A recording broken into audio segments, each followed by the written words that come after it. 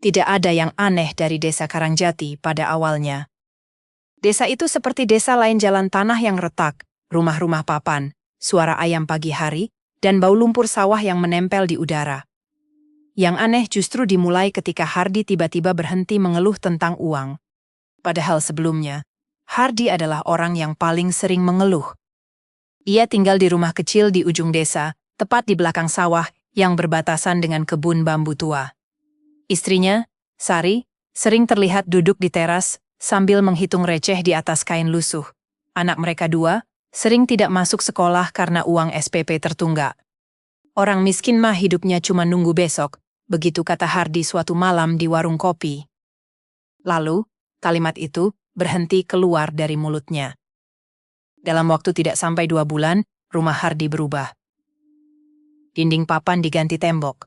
Atap seng berganti genteng merah. Sepeda motor baru terparkir di depan rumah mengkilap, masih bau plastik. Warga desa mulai berbisik. Katanya dapat warisan jauh. Ah, warisan dari mana? Saudaranya saja nggak ada. Jangan-jangan pesugihan? Bisikan terakhir itu diucapkan pelan, seolah takut didengar sesuatu. Sari sendiri terlihat berubah.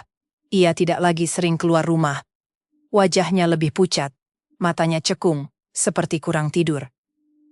Beberapa kali tetangga melihat ia mencuci pakaian tengah malam, padahal air sumur sedang surut. Yang paling aneh, setiap malam hari Jumat Kliwon, lampu rumah Hardi menyala sampai dini hari.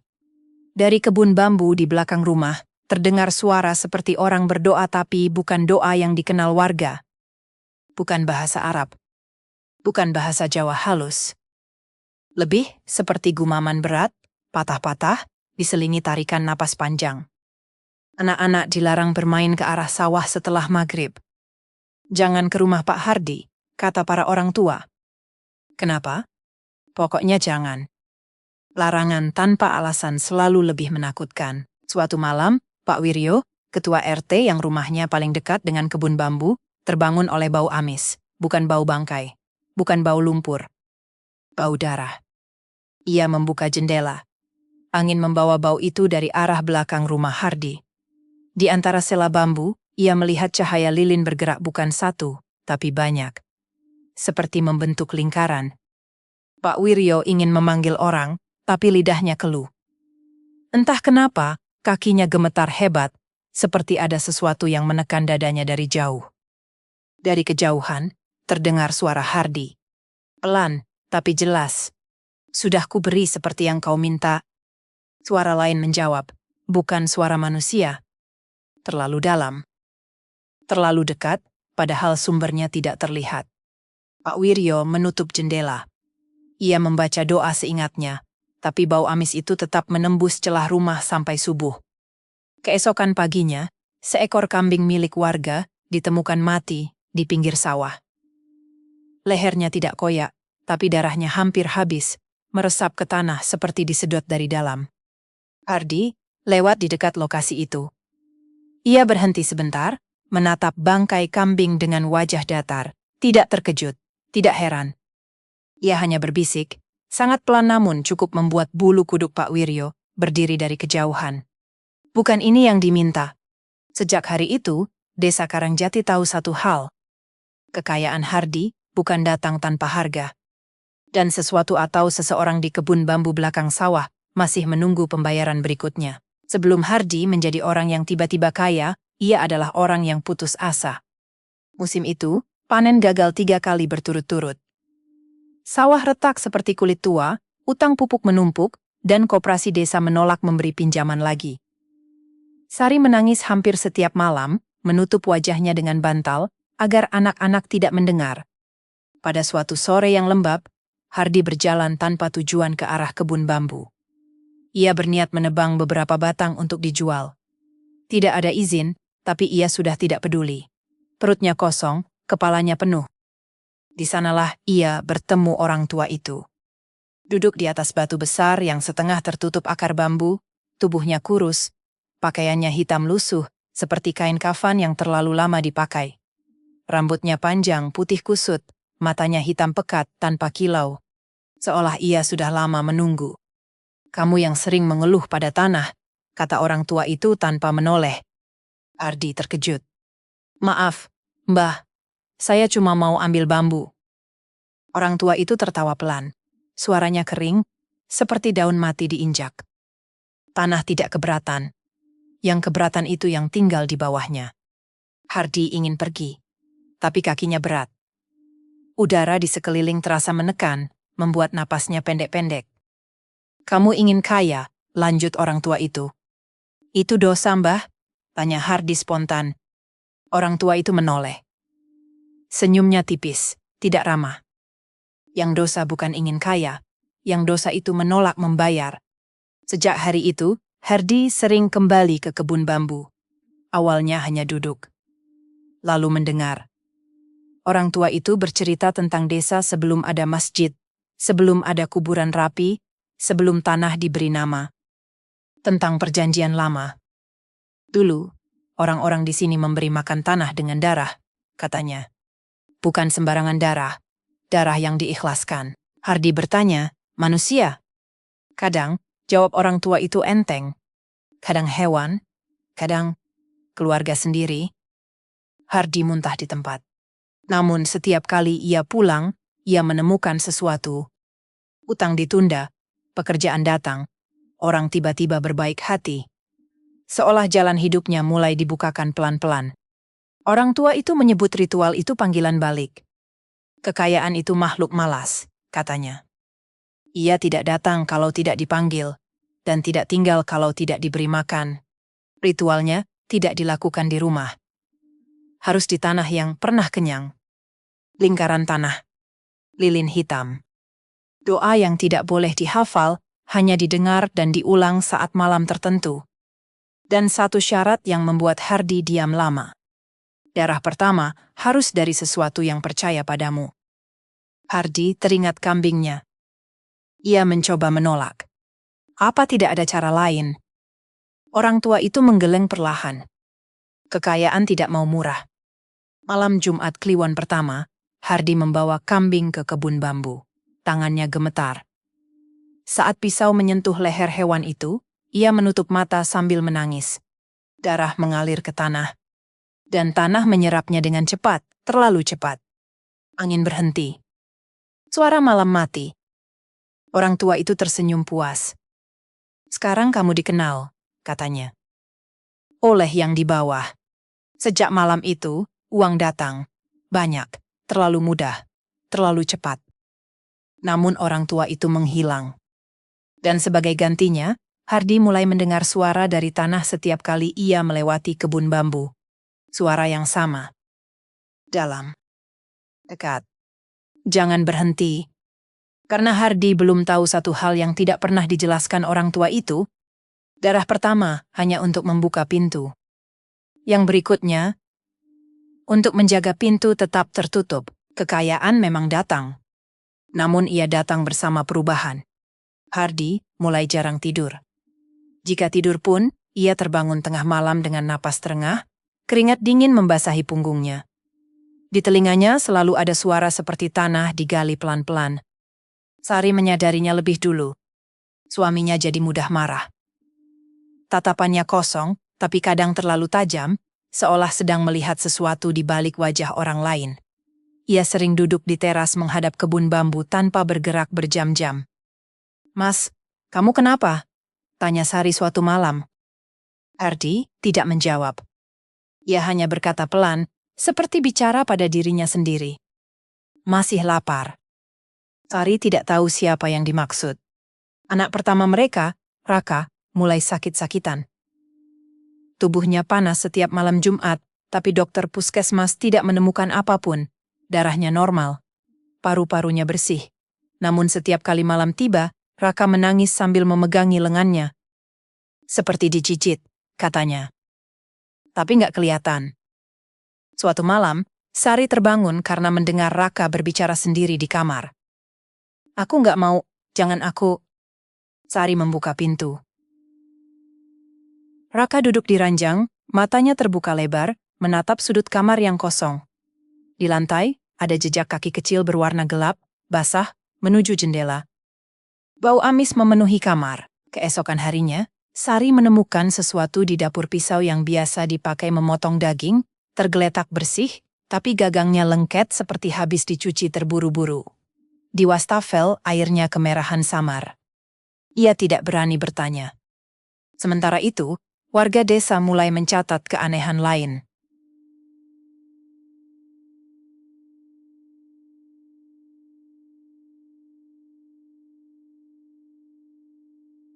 Setiap kali Hardy mendapat rezeki besar proyek, uang, barang selalu ada makhluk mati di desa keesokan harinya. Ayam mati tanpa luka. Kucing ditemukan kaku di selokan. Anjing menjerit tengah malam lalu menghilang.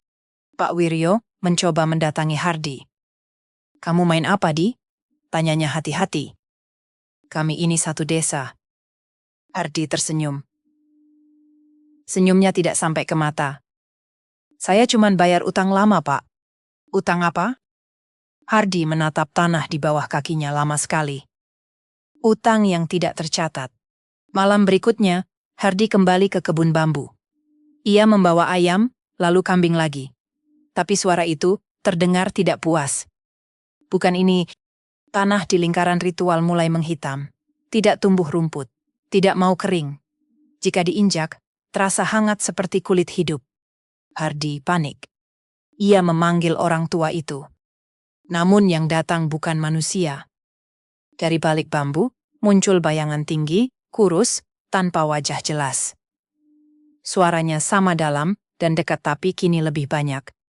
"Kami sudah mengenal bau keluargamu." Hardy jatuh berlutut. "Aku sudah beri hewan." "Kami tidak lapar daging," jawab suara itu. "Kami lapar ikatan." Hardy mengerti saat itu. Ia pulang dengan tubuh gemetar. Di rumah, Raka tertidur lemah. Di lengannya, muncul garis tipis kehitaman seperti bekas sayatan lama padahal Sari yakin anak itu tidak pernah terluka. Sari memeluk Hardy sambil menangis. "Mas, kalau ada apa-apa bilang. Uang ini, aku takut." Hardy tidak menjawab. Tangannya gemetar saat menatap anaknya. Dalam kepalanya, suara itu berbisik lembut terlalu lembut untuk sesuatu yang seharusnya jahat. "Yang percaya padamu tidak akan lari." Dan untuk pertama kalinya sejak ritual pertama, Hardy menyadari kebenaran yang tidak pernah diucapkan. Darah yang diminta tidak selalu harus tumpah. Kadang cukup diambil, sedikit demi sedikit. Hardy mencoba berhenti. Ia menutup akses ke kebun bambu. Menebang beberapa batang di jalur setapak, menimbunnya dengan tanah dan batu. Lingkaran ritual ia rusak lilin dibuang ke sungai, tanah hitam ditutup dengan pasir dan semen tipis. Ia berkata pada dirinya sendiri, "Cukup." Malam pertama tanpa ritual, rumah terasa sunyi. Terlalu sunyi. Tidak ada bisikan, tidak ada bau amis. Hardy hampir lega. Namun menjelang subuh, suara itu datang dari tempat lain. Bukan dari kebun. Dari bawah rumah. Seperti ada sesuatu menggaruk pelan papan lantai. Bukan satu tangan. Banyak. Ritmenya tidak beraturan, tapi sabar seolah tahu waktu akan memihak mereka. Sari terbangun. "Mas, kamu dengar?" Hardy mengangguk. Wajahnya pucat. Ia turun dari ranjang, menempelkan telinga ke lantai. Bisikan itu kini jelas. "Kami tidak lewat bambu saja." Hardy tersentak mundur. Keesokan harinya, uang berhenti datang.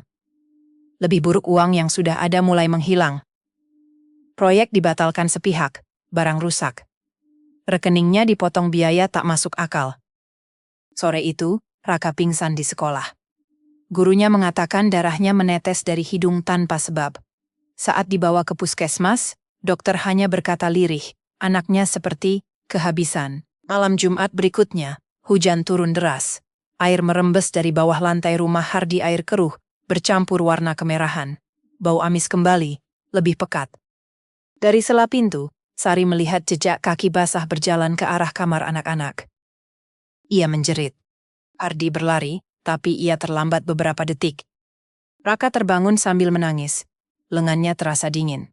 Di kulitnya muncul garis-garis tipis baru, seperti urat yang menghitam. Anak itu menatap ayahnya dengan mata sayu. "Ayah." Katanya ayah janji. Kalimat itu membuat lutut Hardy lemas. Siapa yang bilang? Tanya Hardy dengan suara patah. Raka menunjuk ke bawah ranjang. Yang dingin. Hardy mengerti saat itu. Menghentikan ritual bukan berarti memutus perjanjian. Ia kembali ke kebun bambu malam itu, meski jalannya sudah rusak. Tanah yang ia semen retak sendiri, terbuka seperti luka lama yang dipaksa sembuh. Di tengah lingkaran, suara itu menunggu. Kami tidak marah, katanya. Kami hanya lapar. Hardy menangis. Apa maumu? Jawabannya pelan, nyaris seperti nasihat. Yang berhenti memberi, akan diambilkan. Angin berhenti lagi. Dan di kejauhan, terdengar suara anak kecil batuk panjang, lemah, seperti dihisap perlahan oleh tanah. Hardy berlutut, menyadari satu kebenaran yang terlambat. Ritual bukan soal memanggil kekayaan. Ritual adalah tentang memilih siapa yang dikorbankan lebih dulu. Hardy tidak punya pilihan selain mencari bantuan. Pagi itu, ia mendatangi Pak Kiai Mahfudz, satu-satunya orang yang masih disegani di desa Karangjati. Kiai itu sudah tua, matanya rabun, tapi ucapannya masih membuat orang diam. Begitu Hardy duduk di hadapannya, Kiai Mahfudz tidak langsung bertanya. Ia hanya memandang lama, lalu menghela napas berat. Kamu bau tanah basah, katanya. Dan bukan tanah kuburan. Hardy menangis. Ia menceritakan semuanya orang tua di kebun bambu, darah kambing, kekayaan yang datang, dan suara-suara yang kini menagih keluarganya. Kiai Mahfudz menutup mata. Itu bukan pesugihan biasa, katanya lirih. Itu perjanjian tanah lama. Sudah ada sebelum desa ini diberi nama. Bisa diputus, Pak Kiai? Tanya Hardy putus asa. Kiai Mahfudz membuka mata perlahan. Bisa, katanya. Tapi jarang ada yang mau membayar harganya. Hardy menggenggam lututnya. Saya siap. Kiai Mahfudz menggeleng. Bukan kamu yang siap, tapi mereka yang ikut terikat. Malam itu, Kiai Mahfudz datang ke rumah Hardy. Ia membawa air doa, daun kering, dan kitab tua yang sudah tidak dipakai di masjid sejak lama. Ia mulai membaca doa. Namun baru beberapa bait, angin berputar kencang di dalam rumah. Lampu padam. Lantai bergetar pelan, seperti napas besar dari bawah tanah. Dari sudut rumah, suara itu tertawa. Doa kalian tidak lewat sini. Kiai Mahfudz terdiam. Keringat dingin mengalir di pelipisnya. Ini rumah di atas tanah perjanjian, katanya. Yang berdoa harus di luar lingkaran. Raka tiba-tiba menjerit. Tubuhnya kejang, matanya terbuka, menatap lurus ke langit-langit. Mereka bilang, ayah milik mereka, katanya dengan suara bukan miliknya. Sari memeluk anaknya sambil menangis. Kiai Mahfudz menghentikan doa. Ia menatap Hardy lama sekali. Kamu tidak cuma mengikat dirimu, katanya berat. Kamu menyerahkan hak atas keluargamu. Hardy memukul lantai. Apa yang harus saya lakukan? Kiai Mahfudz berdiri perlahan. Ada satu cara, katanya. Tapi ini bukan doa. Ini pengembalian. Ia menunjuk ke arah kebun bambu. Kamu harus mengembalikan kekayaan itu ke tempat pertama darah jatuh. Semua? Tanya Hardy. Semua, jawab Kiai Mahfudz. Dan satu hal lagi. Apa? Kiai itu menatap Raka. Yang pertama diberi tanda, harus dilepaskan. Hardy tidak mengerti sepenuhnya. Namun tanah di bawah rumahnya bergetar lagi, seolah menyetujui. Malam itu, saat semua tertidur, Hardy duduk sendirian di ruang tamu. Di depannya, uang tunai, emas, dan surat-surat berharga tersusun rapi. Di kepalanya, suara itu berbisik lembut, hampir penuh belas kasihan. Kamu boleh memilih. Dan untuk pertama kalinya, Hardy menyadari, doa tidak selalu kalah oleh iblis. Kadang doa kalah oleh janji yang diucapkan dengan darah. Malam itu, desa Karangjati terasa berbeda. Tidak ada angin, tidak ada jangkrik, bahkan anjing-anjing tidak menggonggong. Seolah seluruh desa sedang menahan napas. Hardy memanggul karung berisi uang dan barang berharga. Emas, sertifikat, perhiasan semua yang datang setelah ritual pertama. Tangannya gemetar, bukan karena berat, tapi karena kesadaran bahwa setiap langkahnya mendekatkan pada sesuatu yang mungkin tidak mengizinkannya pulang. Sari ingin ikut. Hardi melarang. "Kalau aku tidak kembali sebelum subuh," katanya pelan, "jangan cari." Sari menangis tanpa suara. Kebun bambu menyambut Hardi dengan bau tanah basah yang sangat kuat. Lingkaran ritual sudah rusak, tapi tanah hitam itu masih ada, seperti noda yang tidak bisa dihapus. Hardi menurunkan karung dan membuka isinya. "Aku kembalikan," katanya dengan suara serak. "Semuanya." Ia menumpahkan uang ke tanah. Namun tanah tidak menyerapnya. Dari balik bambu, suara itu muncul lebih banyak dari sebelumnya. "Kami tidak meminta barang." Tanah bergerak. Permukaannya bergelombang pelan, seperti kulit yang bernapas. "Kami meminta keputusan." Hardi teringat kata-kata Kiai Mahfudz. Yang pertama diberi tanda, harus dilepaskan. "Aku," kata Hardi cepat. "Ambil aku." Tawa rendah bergema dari segala arah. "Kamu sudah kami miliki," jawab suara itu. "Itu bukan pengembalian." Hardi jatuh berlutut. Air matanya menetes ke tanah dan diserap dengan cepat, meninggalkan bekas gelap kecil. Dari dalam tanah, muncul bayangan tangan. Bukan utuh, hanya siluet gelap yang berhenti beberapa senti dari kakinya. "Kami memberi kekayaan agar kamu bisa memilih dengan tenang," bisik suara itu. "Sekarang, pilihlah." Hardi gemetar hebat. Di rumah, pada saat yang sama, Raka terbangun. Ia duduk tegak, menatap kosong ke arah kebun bambu. "Sudah waktunya," katanya pelan. Sari menjerit. Kembali di kebun, Hardi memukul tanah dengan kepalan tangan. "Apapun asal keluargaku selamat." Tanah diam lama. Lalu jawabannya datang, tenang, kejam, dan pasti. Darah yang membuka pintu harus ditutup oleh darah yang paling percaya. Hardi menjerit. Ia mengerti sepenuhnya sekarang. Ia merobek bajunya, menggoreskan pisau kecil ke lengannya sendiri. Darah menetes deras ke tanah. Namun tanah hanya menghangat. "Tidak kenyang." "Kamu percaya pada dirimu sendiri," kata suara itu. Itu tidak cukup. Hardi terduduk, menangis seperti anak kecil.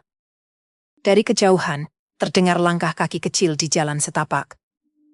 Langkah yang dikenalnya. "Tidak," bisik Hardi. "Jangan." Bayangan Raka muncul di antara bambu, berjalan seperti orang mengantuk. Matanya kosong, tapi wajahnya tenang, terlalu tenang untuk anak seusianya. "Ayah," katanya lembut. "Katanya ayah butuh aku."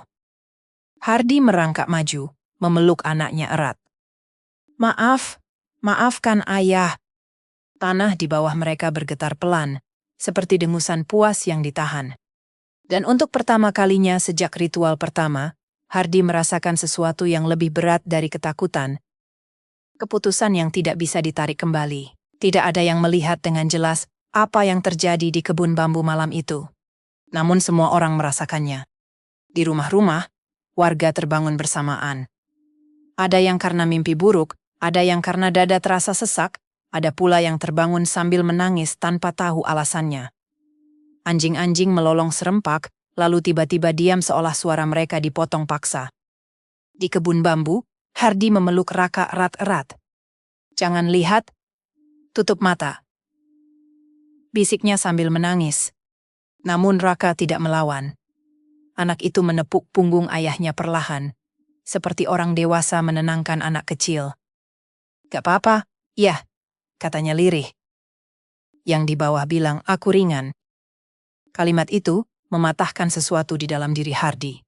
Tanah di lingkaran ritual membuka perlahan, bukan seperti lubang, tapi seperti mulut yang menguap lebar. Udara di sekitarnya menghangat, berbau darah segar dan tanah tua.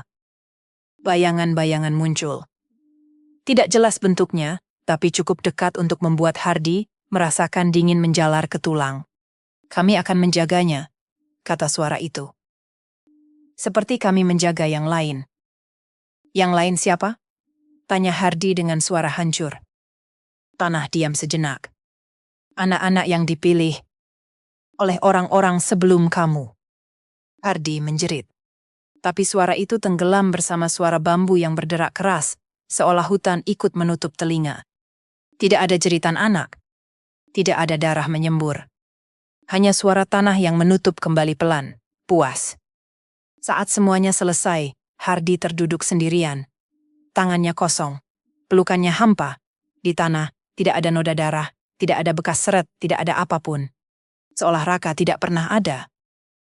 Subuh datang tanpa ayam berkokok. Warga desa menemukan Hardy pagi itu, berjalan keluar dari kebun bambu dengan langkah terseret. Matanya kosong. Pakaiannya kotor tanah, tapi tidak berdarah. "Anakmu mana, Di?" tanya Pak Wiryo dengan suara gemetar. Hardy berhenti. Ia menatap wajah-wajah di sekelilingnya lama sekali. "Raka?" tanyanya pelan. "Siapa Raka?" Sari ditemukan pingsan di rumah. Saat sadar, ia menjerit memanggil nama anaknya sampai suaranya habis. Tapi setiap kali ia menyebut nama Raka, warga saling berpandangan aneh. "Bu, anak ibu cuma satu kan? Sejak kapan punya dua?" Buku sekolah Raka hilang. Foto-fotonya kosong, bagian tubuhnya buram seperti terhapus. Guru-gurunya merasa ada bangku kosong, tapi tidak bisa mengingat milik siapa. Hanya Sari yang ingat. Dan Hardy meski ingatannya seperti dilubangi. Sejak hari itu, kebun bambu tidak pernah dibuka lagi. Tidak ada yang berani menebang, bahkan untuk kayu bakar. Jika ada yang nekat masuk, mereka pulang dengan demam tinggi dan mimpi tentang anak-anak yang berdiri diam di bawah tanah. Desa Karangjati kembali miskin seperti dulu. Namun setiap orang sepakat pada satu hal. Lebih baik miskin daripada mengingat harga kekayaan. Dan di kebun bambu, pada malam tertentu, warga masih mendengar suara anak kecil tertawa pelan, bukan meminta tolong, tapi bermain. Seolah ia tidak pernah ditinggalkan. Hanya dipilih. Waktu berlalu, tapi bekasnya tidak pernah kering. Desa Karangjati kembali seperti semula, miskin, sunyi, dan berhati-hati. Orang-orang bekerja, tertawa, bertengkar, lalu berdamai seperti biasa. Namun ada satu kebiasaan baru yang tidak pernah diucapkan. Tidak ada yang menyebut kebun bambu. Jika anak-anak bertanya, orang tua hanya berkata, "Itu tempat yang tidak perlu dikenal." Hardy hidup, tapi tidak sepenuhnya. Ia bekerja sebagai buruh serabutan, menerima upah kecil tanpa menawar. Setiap sore, ia duduk di depan rumah menatap tanah, seolah menunggu sesuatu muncul dari bawahnya. Sari bertahan lebih lama dari yang orang kira. Ia tidak gila. Ia tidak bunuh diri. Ia hanya berhenti berharap. Namun ada malam-malam tertentu, Sari terbangun karena mendengar suara langkah kecil di dalam rumah. Kadang di dapur, kadang di kamar mandi. Saat diperiksa, tidak ada siapa-siapa kecuali mainan kecil yang entah bagaimana kembali muncul. Mainan yang seharusnya tidak ada. Sari menyimpannya di lemari. Namun esoknya, mainan itu kembali ke lantai. Pak Wiryo memperhatikan satu hal yang membuatnya gelisah.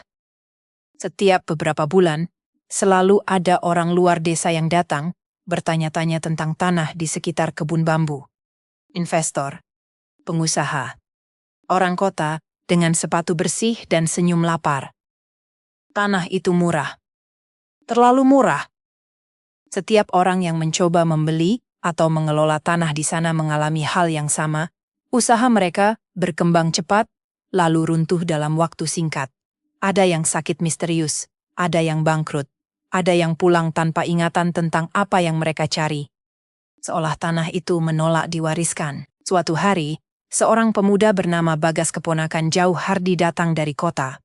Ia melihat kebun bambu sebagai peluang. "Om dulu kan sempat kaya," katanya sambil tertawa kecil. "Hoki orang desa." Hardy menatapnya lama. Matanya bergetar. "Itu bukan hoki," katanya lirih. "Itu utang." Bagas tertawa, mengira itu candaan orang tua. Malam itu, Bagas bermimpi berada di kebun bambu. Ia melihat banyak anak berdiri rapi di bawah tanah, wajah mereka tenang. Salah satu dari mereka melangkah maju. "Kalau mau ambil," kata anak itu, "jangan lupa bayar." Bagas terbangun dengan bau tanah basah di hidungnya. Ia pulang ke kota keesokan harinya tanpa pamit. Hardi jatuh sakit tak lama kemudian. Tubuhnya kurus, darahnya encer, seperti kehilangan sesuatu yang tidak bisa diganti. Di ranjang, ia sering berbisik minta maaf pada nama yang tidak berani ia ucapkan. Suatu malam, ia memanggil Sari. "Kalau aku mati," katanya pelan, "jangan kubur aku dekat bambu." Sari menggenggam tangannya sambil menangis. "Kenapa masih takut?" Hardi menatap langit-langit. "Karena kekayaan itu masih tahu namaku." Dan benar saja malam ia mengembuskan napas terakhir, tanah di kebun bambu menghangat. Tidak ada gempa, tidak ada suara. Hanya perasaan kenyang yang samar, seperti sesuatu yang baru saja menerima sisa terakhir. Namun perjanjian itu belum selesai. Karena darah yang pernah membuka pintu, tidak pernah berhenti menunjukkan jalan. 7 tahun setelah kematian Hardi, desa Karangjati berubah pelan, bukan jadi lebih kaya, tapi lebih terbuka. Jalan mulai diaspal. Sinyal masuk. Anak-anak muda tidak lagi percaya pada cerita orang tua tentang tempat angker. Bagi mereka, kebun bambu hanyalah lahan kosong yang belum dimanfaatkan. Dan dari semua orang, yang paling tidak percaya adalah Dimas. Ia anak Pak Wiryo, lulusan kota. Pulang dengan kepala penuh rencana dan mulut penuh keyakinan bahwa semua bisa dijelaskan dengan logika. "Pak, itu tanah bisa jadi kebun wisata kecil," katanya suatu sore. "Bambu estetik, jalur trekking, uang masuk desa." Pak Wiryo terdiam lama. "Itu tanah yang sudah memilih," katanya akhirnya. "Kita jangan ikut memilih." Dimas tertawa kecil. "Cerita lama, Pak." Malam pertama Dimas menginap di rumah orang tuanya, ia bermimpi aneh. Ia berdiri di tengah kebun bambu, melihat tanah berkilat basah meski tidak hujan. Dari bawah tanah, muncul tangan-tangan kecil yang tidak menyentuhnya, hanya menunjuk. "Giliranmu berbeda," kata suara anak kecil. "Lebih bersih." Dimas terbangun dengan jantung berdebar. Di sepatu yang ia letakkan dekat pintu, ada tanah basah. Ia mulai mencari-cari cerita lama. Bertanya ke orang tua, membuka arsip desa, bahkan membaca catatan tanah. Nama Hardi muncul berkali-kali, tapi selalu terpotong seperti sengaja disamarkan. Satu malam, Dimas duduk di bekas kebun bambu. Tidak ritual, tidak lilin. Ia hanya bicara. "Kalau memang ada," katanya, "aku tidak minta kaya. Aku cuma mau tanah ini berguna." Tanah menghangat. Angin berhenti. Dari bawah, suara yang sama lebih halus dari yang pernah didengar Hardi menjawab, "Kami suka orang yang jujur." Sejak malam itu, hidup Dimas membaik cepat. Ide-idenya diterima. Bantuan dana turun. Orang-orang mendukung. Desa mulai berharap. Namun tiap malam, Dimas mimpi hal yang sama. Anak-anak berdiri rapi di bawah tanah, dan satu tempat kosong di barisan depan. Suatu pagi, Dimas menemukan garis tipis kehitaman di lengannya mirip bekas urat, mirip bekas sayatan lama. Ia menutupinya dengan jam tangan. Pak Wiryo memperhatikan perubahan itu dengan dada sesak. Ia mendatangi Sari yang kini tinggal sendirian. "Ini mau terulang," katanya gemetar. "Dengan cara baru." Sari menatap kebun bambu lama sekali. "Perjanjian tidak pernah mati," katanya pelan. Ia hanya menunggu orang yang merasa lebih pintar. Malam Jumat berikutnya, Dimas berdiri di kebun bambu. Ia tidak membawa apa-apa. Namun tanah tetap membuka, karena sudah mengenal bau keluarganya. "Kami tidak minta darah hari ini," kata suara itu. "Kami minta janji." Dimas menelan ludah. "Janji apa?" Suara itu terdengar hampir ramah. "Kalau kelak kamu punya anak, biarkan ia mengenal kami." Dimas tertawa kecil, gugup. "Itu saja?" Tanah menghangat lebih dalam. Untuk sekarang. Dan di kejauhan, desa Karangjati menyala terang oleh lampu baru tanpa tahu bahwa utang baru saja ditandatangani, tanpa darah, tanpa pisau, tapi tetap mengikat. 20 tahun berlalu sejak kebun bambu terakhir kali disebut dengan suara keras. Desa Karangjati kini dikenal sebagai desa maju. Jalan mulus, rumah tembok, wisata kecil yang ramai setiap akhir pekan. Orang-orang memuji kepemimpinan Dimas visioner, bersih, dan beruntung. Tidak ada yang menyebut kata ritual. Tidak ada yang mengingat darah. Karena tanah belajar menyesuaikan diri. Dimas hidup mapan. Ia menikah, punya seorang anak laki-laki bernama Arga. Anak itu sehat, cerdas, dan sangat menyukai tanah. Ia senang bermain lumpur, menggali halaman, dan berbicara sendiri di kebun belakang rumah. Dia imajinatif, kata Dimas tertawa pada istrinya. Seperti anak-anak lain. Namun setiap malam Jumat, Arga tidur lebih awal dari biasanya. Dan setiap kali ditanya, ia menjawab dengan kalimat yang sama, "Aku capek. Tadi main sama teman-teman." Teman siapa? Yang di bawah. Suatu malam, Dimas terbangun karena mendengar langkah kecil keluar rumah. Ia menyusul, menemukan Arga berdiri di tanah kosong bekas kebun bambu yang kini sudah jadi taman desa. Lampu taman mati. Angin berhenti. Tanah di bawah kaki Arga hangat. "Arga!" teriak Dimas. Anak itu menoleh, tersenyum polos. "Mereka bilang aku boleh pulang nanti," katanya. "Asal ayah gak lupa janji." Dimas membeku. Ingatan lama kembali menghantam, mimpi, suara anak-anak, barisan yang tidak pernah penuh. "Janji apa?" bisiknya. Arga menatap tanah. Janji untuk mengenal. Tanah bergetar pelan, bukan marah, bukan lapar puas. Dimas memeluk anaknya erat, menariknya menjauh. Malam itu tidak ada yang hilang, tidak ada darah, tidak ada jeritan. Namun sejak saat itu, Dimas mulai sakit. Tubuhnya melemah, darahnya menipis, seperti perlahan ditarik kembali ke tempat asalnya. Dokter tidak menemukan sebab. Di ranjang rumah sakit, ia bermimpi berada di bawah tanah. Ia melihat Hardi, Sari, Raka, dan anak-anak lain berdiri tenang, tidak menderita, hanya menunggu. "Kenapa tidak selesai?" tanya Dimas. Raka melangkah maju, wajahnya sama seperti terakhir kali, tenang, dewasa sebelum waktunya. "Karena ini bukan tentang kaya," katanya. "Ini tentang siapa yang berani membayar." Dimas terbangun dengan air mata mengalir. Ia pulang ke desa dan melakukan satu hal yang tidak pernah dilakukan siapapun sebelumnya. Ia menceritakan semuanya. Tidak lengkap. Tidak detail, tapi cukup untuk menanam takut. Desa Karangjati akhirnya menutup taman itu. Tanah dibiarkan kosong. Tidak dijual, tidak dibangun, tidak diwariskan. Arga tumbuh besar. Ia tidak diambil, tidak ditandai lagi. Namun pada malam tertentu, saat hujan turun pelan, ia masih mendengar suara dari bawah tanah ramah, sabar, dan tidak terburu-buru. "Tidak apa-apa," kata suara itu. "Kami bisa menunggu." Karena tanah tidak pernah pergi. Ia hanya diam, menyimpan nama, menyimpan janji. Dan di desa manapun, selama ada manusia yang ingin kaya tanpa bertanya harga, ritual darah tidak perlu dilakukan lagi. Tanah akan mengingatkan sendiri.